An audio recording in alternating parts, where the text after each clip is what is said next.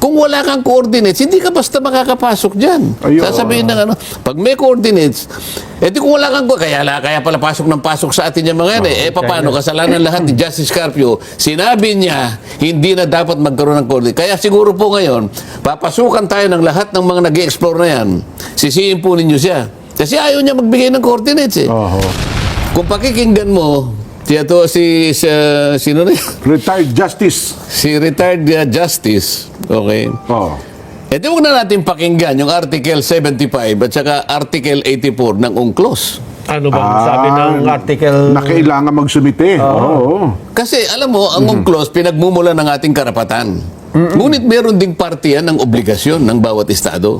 Para maklaim mo yung karapatan na yun. Kaya kailangan, meron tayong coordinates talaga. Nag-aaway-aaway nga Baka naman walang letra por letra nakasulat na kailangan ng coordinates. So, basahin niya. Alam nga naman upang magbasa sa kanya. Kailangan, basahin niya.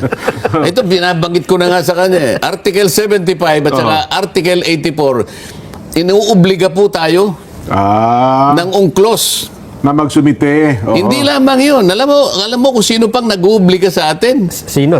Yung Secretary General ng United Nations. Sapagkat tayo ay miyembro ng UN. Alam mo, nag-i-issue ng regular na paalala ang United Nations na tayo ay mag-comply doon sa mga regulatory issues. Kagaya, pinagsasambit tayo ng coordinates talaga. Alam ba nyo ngayon, isipin mo, ito, kailangan malaman ninyong dalawa ito. Obligasyon ito ng isang partido ng isang treaty. Okay? Kailan ba tayo nag-sign sa UNCLOS, Jen? Kailan ba? 1982. 1982 na pala. Niratify ng ating pamahalaan 1984. Okay. Naging enforceable sa atin 1997 o 1994. 1994, okay. Sa makatwid, 1994, 2026, ilang taon nang nakararaan? Nelson, Mga... mathematician, 32. 32, tama. 32 years ago. Sabi ng Article 75, 84, mag-submit kayo ng chart sa mga coordinates. Hanggang ngayon, hindi pa tayo nagsasubmit. 32 years nang nakakaraan. Babasahin ko na para akala ano nyo lang yan interpretation. Nakita na niya. Basahin mo. Article 75. Part of the Convention's provision on the exclusive economic zone requires coastal states to provide publicity for charts or list of geographical coordinates. Yan. Ulitin mo nga yun. List of geographical coordinates. Sana nakikinig yan. Defining the outer limits of their EEZ. Ibig sabihin, Sen, parang talagang banggaan no? Hindi ba obligasyon yun? Ibig mo sabihin, ikaw pinangangalandakan mo ang karapatan mo sa UNCLOS, pero yung obligasyon, hindi mo tinutupad. Dalawang bagay yun, Nelson Tama. Alamin mo ang karapatan mo, sinasaad sa UNCLOS, ngunit gampanan mo ang pananagutan mo, ang obligasyon mo na nakasaad din dito. 84, ano sinasabi ng 84? Yan. Hanggang 75 lang po ito.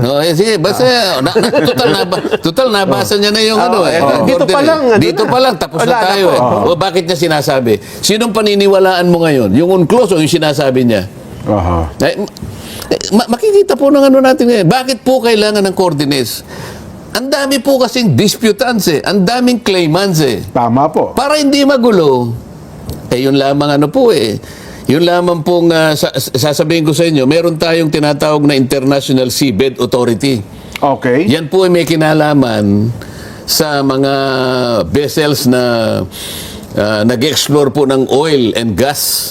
Ganyan, tsaka ibang magnetic minerals, So, exploration naman po ito, okay. Ibang genetic minerals, I'm sorry, no? Sana kung ang pakay mo lang ay maritime scientific research. MSR. Ayan, kakaraniwan may consent na yan kasi kailangan ng pangmundong ano yan eh. Ano yan eh, agham yan eh. Opo, Research. science. Para malaman natin kung Ganun ano. pala yun, oho. Yan, walang masyadong problema yan eh. Masyadong Opo. tututol. Pero pagka pumalaot ka at ang gagawin mo ay exploration, oil, gas, Ayan. and genetic minerals, Aha. ay, i-guide ka ng Seabed Authority kasi nasa ilalim na yan. Kaya nga yung continental shelf mo, kailangan yan eh.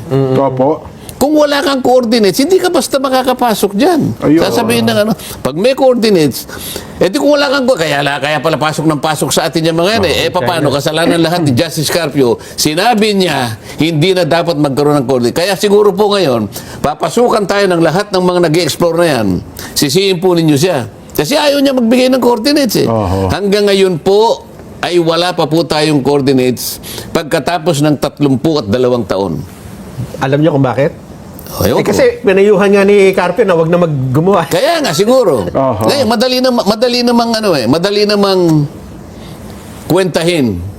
Na pag sinasabi natin, alam mo, sinabi ni Jen, sinabi ni Nelson, sinabi ko na rin, hanggang ngayon po, after 32 years, bakit hindi po tayo makapag-submit, makapag-deposit ng chart at geographic coordinates? Mali ka naman eh. Putya. Oo. Kapag ang dami na namin sinabi, puntahan po ninyo yung website po ng Division for Ocean Affairs and the Law of the Sea. Dualos. Dualos. Real Yes. time po ito. Yan po, ibibigyan po kayo ng update kung ano po ang naisubmit na natin. Tayo, transparent tayo eh. Ang sinasabi natin dito puro totoo. Walang panlilinlang, walang pandaraya, walang panliligaw. Yan ang patakaran ng istasyon na ito. Nang sa ganun ng Hindi mamamayan. kagaya ng senador na binanggit natin kanina, yung tanong ko, kinuha niya sa ibang sagot. Pinaglalaban niya at pagkatapos papasok siya, parang akala mo siyang national hero.